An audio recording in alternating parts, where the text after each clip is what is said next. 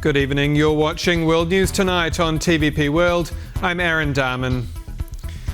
As we go to air tonight, US President Donald Trump is sitting down with his Ukrainian counterpart, Volodymyr Zelensky, in Washington.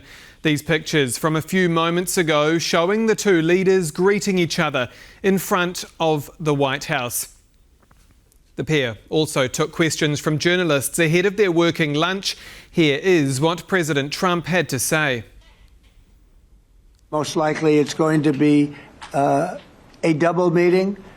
It'll be a double meeting, but we will have the President, Zelensky, in touch. There's a lot of bad blood with the two presidents, and I'm not speaking out of turn when I say it. It's a very difficult situation. You know, we just settled the war, and after thousands of years, I guess, people say anywhere from 500 to 3,000 years, and I was in rooms, as you saw, because you were with me, a lot of you were with me last week, with leaders that didn't like each other, but they were able to get along. These two leaders do not like each other, and we want to make it comfortable for everybody. So one way or the other, we'll be involved in threes, but it may be separated. For more on this developing story, let's go live to Kyiv now, where our correspondent Alex Cardier is standing by. Good evening, Alex. Can you spell out for us what's at stake tonight? Well, good evening, Aaron. There is a lot at stake for Ukraine, particularly because they want to continue to receive that U.S. support, the ability to buy serious firepower from the United States through schemes with the European Union, with NATO and others. They also certainly do not want to lose the diplomatic support of Donald Trump. And we saw that from President Zelensky in the last few minutes, talking about the momentum that Donald Trump has after brokering peace in the Middle East. He said he thinks that because of that momentum and Donald Trump's ability to broker peace, the same can be done in Ukraine, making it clear that he had faith in the U.S. president to do so. Now, we'll break down some of those issues, but on that momentum, we saw that question posed to Donald Trump when he was walking into the White House with President Zelensky. Let's have a listen to his response.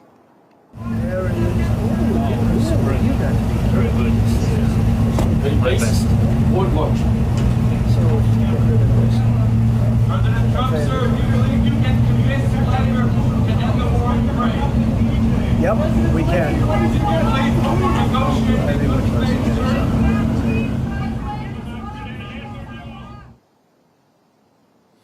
Well, can we end the war in Ukraine? The answer from Donald Trump? Yes, we can. That is clearly his objective. We saw that in that press point with President Zelensky. Donald Trump making it clear he thinks that the war can be ended. One point perhaps less enthusiastic for the Ukrainian side is that he said he hopes this does not require the delivery of Tomahawk missiles or long-range missiles to Ukraine, something the Ukrainian side has been asking for a long time. However, a hopeful note, he says that he wants Ukrainian drones in the U.S. military arsenal. So there is still a possibility for cooperation between Ukraine and the United States. One very glaring difference in that conversation between President Trump and President Zelensky. President Trump saying he believes Vladimir Putin wants peace. President Zelensky repeating he does not believe the Russian leader wants to end this war. Clearly some differences there. These discussions will continue behind closed doors between the two leaders. And then, of course, we look forward to the meeting between President Putin and President Trump in Budapest. That will be another high-stakes moment for this war. Clearly a lot on the line there as well. It may be bilateral, it may be trilateral. President Trump not that clear on that, but let's have the full story about that Budapest meeting with this report from my colleague Andrew Sweeney.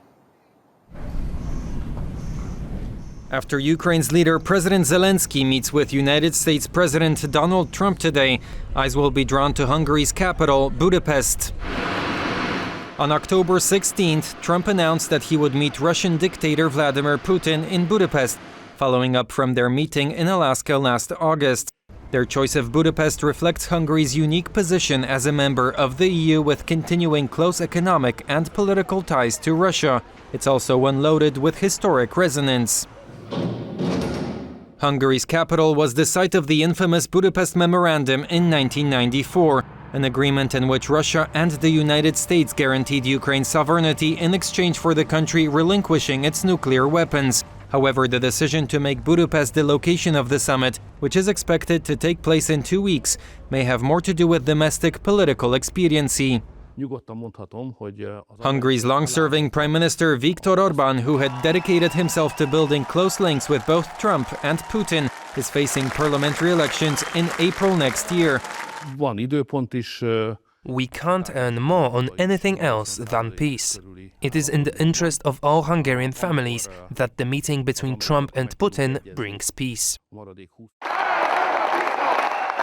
Orbán faces a challenge from Peter Magyar's TISA party. Magyar has promised to restore fractured relations with the EU if he wins the election. Magyar's party has a narrow lead in the opinion polls, and critics have responded by tying him closely to both the European Commission and support for Ukraine. Orbán will therefore be focusing on ensuring the talks between Trump and Putin are a success, to cement his position as a peacemaking politician and boost his electoral prospects. Trump, on the other hand, will be seeking to capitalize on the recent ceasefire in Gaza, which may place Zelensky in a difficult negotiating position. The core of what Zelensky needs to do is to rub it in that Trump cannot afford to be seen losing Ukraine. Whatever the final outcome of the Budapest summit, the fallout will reverberate and travel far and wide. And leaders in Brussels have also been grappling with President Trump's mooted meeting with Vladimir Putin in Hungary, walking a diplomatic tightrope between welcoming a chance for peace and worrying about granting a stage for Kremlin propaganda. Our EU correspondent Angela Skujins has more from the Belgian capital. Let's not jump the gun. This was the message coming out of Europe on Friday in the wake of news breaking that US President Donald Trump and Russian President Vladimir Putin have agreed to a bilateral meeting roughly in 2 weeks' time in the Hungarian capital of Budapest. The aim to hopefully find an end to Russia's ongoing invasion of Ukraine. While officials across Europe welcome the news with cautious optimism, many are treating it with trepidation, including the European Commission President Ursula von der Leyen, as much of the details are yet to be confirmed. President von der Leyen welcomes any steps that lead to a just and lasting peace for Ukraine. If the proposed meeting you mention serves this purpose, we would welcome it. German Foreign Minister Johann Vadeful expressed his optimism regarding the meeting, stating that he hopes this ends the bloodshed in Ukraine. However, he emphasised that Ukraine must not be sidelined from these talks. We are still waiting for a reaction from Ukraine, particularly that President Volodymyr Zelensky, regarding his thoughts on what these talks could look like, his hopeful ambitions. We've heard outside of the usual sphere of influence off the record from diplomats here in the Belgian capital speaking to TVP World on condition of anonymity, stating that they hope that this upcoming meeting in 2 weeks' time is not a repeat of the disastrous Alaska summit in August, where the red carpet was rolled out for Putin. He was given an opportunity to spread his propaganda, and there was no end of the war brokered. Angela Skujins from Brussels for TVP World. In other news tonight, a Warsaw court has ruled against handing over the Ukrainian man wanted by Berlin over alleged sabotage of the Nord Stream pipelines. Poland has long opposed the project, which allowed Russian gas to flow directly to Germany, with Prime Minister Donald Tusk earlier insisting the extradition was not in Poland's interest. Alex Sumlinsky explains. First of all, you are free. With these words, Vladimir Zhuravlov learned that he would not be extradited to Germany and would be freed from pre-trial detention. He had been wanted under a European arrest warrant issued by a German court on suspicion of destroying the Nord Stream 2 pipeline. Zhuravlov's attorneys based their arguments on the legal concept of a just war, bellum justum. Ukrainian soldiers and all those operating within the armed forces of Ukraine, including the special forces, or on behalf of the special forces, cannot be considered terrorists or saboteurs. The Polish Prime Minister has also commented on the matter on X. Polish court denied extradition to Germany of a Ukrainian national suspected of blowing up Nord Stream 2 and released him from custody. And rightly so. The case is closed.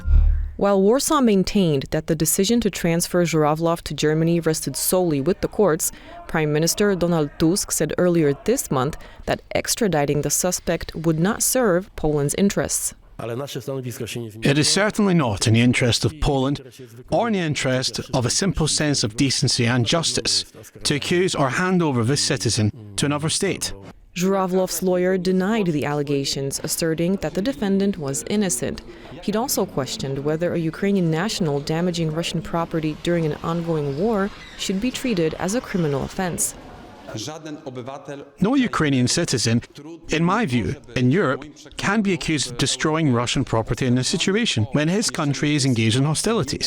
Unfortunately, such charges have been brought.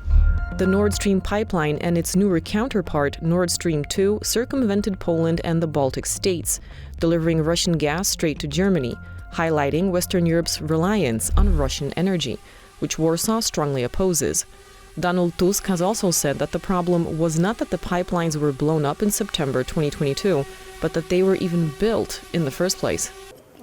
Russia, with money from some European countries, German companies and Dutch companies, built Nord Stream 2 against the vital interests not only of our countries, but of all of Europe. Also on Friday, former German Chancellor Gerhard Schröder, who alongside Vladimir Putin politically initiated the Nord Stream project back in 2005, was questioned in an inquiry committee regarding the construction of the Nord Stream 2 gas pipeline. He said he had no regrets over the Russian pipelines. As for the now freed 46-year-old Ukrainian Volodymyr Zelenskyy, he and his wife plan to stay in Poland. Alex Zemlinsky, TVP World. Estonia will keep a stretch of road that passes through Russian territory closed after a handful of unmarked military troops were spotted in the area. Officials in Tallinn are considering building a new highway altogether to bypass the so-called Satsebut. Randy Potts reports. Estonian officials say Moscow is intensifying its provocations after several unusual troop movements near the border along the so-called Satsebut. The Satsebut is located near a small boot-shaped section of Russian territory jutting into southeastern Estonia and was closed again after border guards reported seeing 7 armed men, or little green men, in unmarked uniforms. The phrase little green men recalls 2014 when Russian troops without visible insignia seized key sites in Crimea in the first phase of the peninsula's occupation. The Estonian road, which crosses the Satsebut, cuts briefly through a sliver of Russian territory where stopping is strictly prohibited. Tallinn indicated this week that the highway may not reopen. Estonians have been able to use that road regularly, and they can still probably use that road for a while, even though tensions have been getting higher. But it's clear that the Estonian government is now looking at alternative ways of sort of bypassing this situation. Estonia, a NATO member since 2004 with a population of 1.37 million, shares a 290-kilometer border with Russia and is widely viewed as one of the alliance's most exposed members. NATO says it is prepared to defend Estonia. Many member nations have been part of exercises there this year. The terrain, the field is very different as in France. You've got a lot of woods, of marshes, so very more difficult maybe, and it's very challenging to train in such spaces. Estonia has seen Russian military activity even before the recent Little Green Men incident, including an incursion of 3 Russian MiG fighter jets. For TVP World, Randy Potts.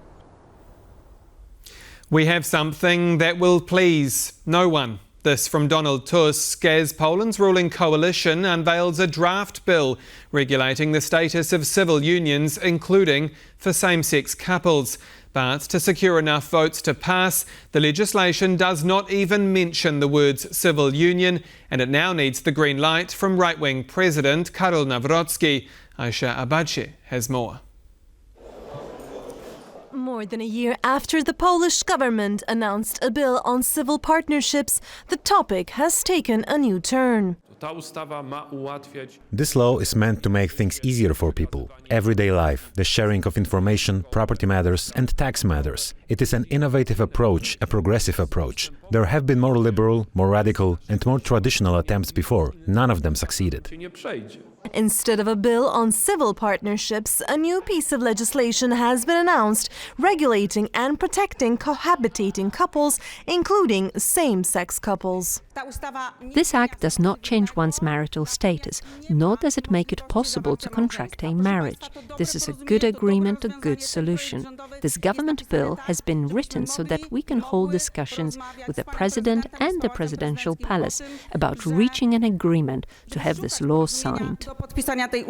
The previously proposed bill on civil unions did not receive the support of the conservative wing of the ruling coalition, nor would it be signed into law by Conservative President Karol Nawrocki. It foresaw the signing of a civil union at a registry office, just like any civil marriage in Poland. Here now we are sent to the notary office, like with any other agreement, just like when you go to buy an apartment, for example. The act also excludes issues related to children. The issue of custody or adoption is not included in these provisions. Law does not exclude association, calculates based on data from 2020 that it's about 50,000 children that are raised by either two moms or two fathers. Poland is one of 5 EU countries that does not yet legally recognize same-sex civil unions, along with Bulgaria, Romania, Lithuania and Slovakia. If it's signed by the president, it will make a significant change in the lives of many people. For TVP World, I'm Aisha Badge.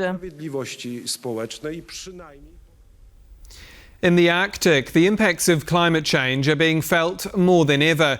Kazimierz Swiesiak reports from the Tara Polar Station in Iceland, a floating science hub headed for the North Pole. Climate change is affecting the entire planet, but perhaps some of its biggest effects are first seen on the top of it, the Arctic. Only a few research vessels can go there every year, and TVP World has gained access to one such vessel. This is the Tara Polar Station. Let's get inside and speak with some of the crew and the scientists who will be conducting their experiments for about 8 months next year. Let's go. First, I meet the head of expeditions, Clementine Moulin. She explains the scope of the mission. We have 80 scientists that are involved in this project from 12 different countries. We do not have Poland, but maybe for the next ones, and 30 labs. So we work with people that are biologists, chemists, physicians, people that look at the atmosphere, people that look at contaminants and pollution. Then we head to the labs located in the lower deck. The director of scientific programs shows me this. From here, we have a direct access to the ocean. Through the so-called moon pool, the team can send in an underwater scientific drone or divers to collect samples. So the best way to collect these algae is to send the divers who will go there either with a kind of a vacuum cleaner or a big syringe to pump these algae from below the sea ice. Throughout their stay in the Arctic, they will have collected thousands of samples. They will tell the story of the impact of climate change on the ice caps. All right, stepping off this vessel really does feel like leaving a spaceship, because this is truly a self-sustaining environment. And the crew of the Tara Polar Station will be stuck there for at least 8 months. All of it to understand our planet better and also to help protect it. From Iceland, Kazimierz Swiesiak, TVP World. We return now to our top story tonight, the ongoing diplomatic battle over the war in Ukraine. And joining me to break it all down is Mark Toth, foreign policy analyst and co-founder of Intrep 360. Good evening, sir. Oh, good evening. Great to be back. Thank you.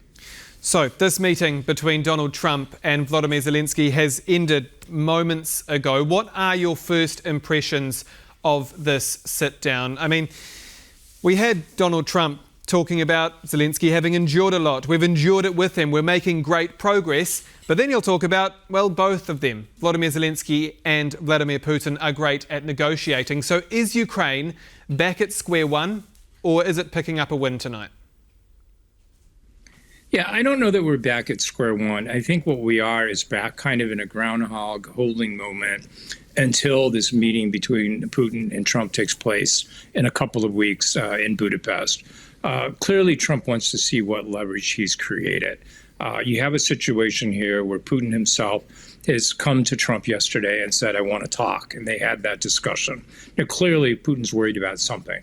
He's either worried about his economy or he's worried about how the battle is playing out in Ukraine and his ability to keep his forces supplied with weapons and munitions, given the critical attacks on his energy structure, or both, right?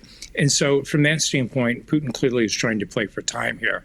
I don't think that means Putin's getting close to giving up his war or getting to some kind of peace deal. He might agree to some type of temporary ceasefire, but we're just not going to know these things until next week. For right now, my initial takeaway from what Trump was saying is that he's trying to create leverage with both sides, but maybe a little bit more with Putin than people will realize right now. I think the concern is, and it's understandable, that it may be Ukraine paying the price, but we just don't know that yet.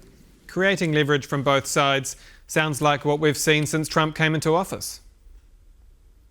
Exactly. No, he's done this before. And I think, though, what's been good, what Zelensky has learned since that disastrous meeting, which in my opinion wasn't his fault in the Oval Office, it was J.D. Vance's and Trump egging him on. Zelensky has learned how to patch that relationship up, and I think it's a fairly good one at this point, where you saw today Zelensky was still adamant about, hey, the best way to push Putin into meaningful ceasefire discussions is giving us Tomahawks, giving us things like 155 artillery, giving us the air defenses. All those kind of things are the best way forward. And you weren't getting the same kind of reactions from Trump or J.D. Vance that you saw in the Oval Office previously. So I think that's good. I mean, Zelensky's learned his lesson here. He's learned how to manage Trump, and I think he's in a much better place. And that's why I'm still hopeful here, even though we are kind of in this holding pattern for 2 weeks, unfortunately, because I don't think a lot's going to change from Russia's standpoint. Let's talk about Tomahawks in just a moment, but how much of a curveball for President Zelensky was Trump's call with Vladimir Putin 24 hours ago, this planned meeting in Budapest? I mean, did Putin get into Trump's head at the last minute, and was that bad news for Ukraine? Yeah, no, it definitely was a curveball. I think you're right to characterize it that way, because at this point, with Trump coming off huge wins in the Mideast in terms of securing the ceasefire in Gaza, in which he basically united much of the Mideast in an extraordinary way to get everyone on board with that settlement. It's, still moving forward, albeit slower than people are hoping for. I think Zelensky was hopeful that he could ride that same momentum of saying, look, Trump, you put a win on the board in the Mideast. Now let's put one on the board in Eastern Europe. And I think that's the mindset that Zelensky had going into this meeting today. But Putin, sensing that, realizing that Trump had just won, is trying to triangulate that. I mean, it was very clear that Putin is worried himself about the leverage, the power that Trump has gained on the world stage, because he came out and congratulated his efforts as opposed to criticize them. So that, I thought, was noteworthy, especially when you consider how much Russia has lost over the last 2 years. Their key ally in Bashar Assad getting kicked out of Syria and the like. He's only seen losses in the Mideast.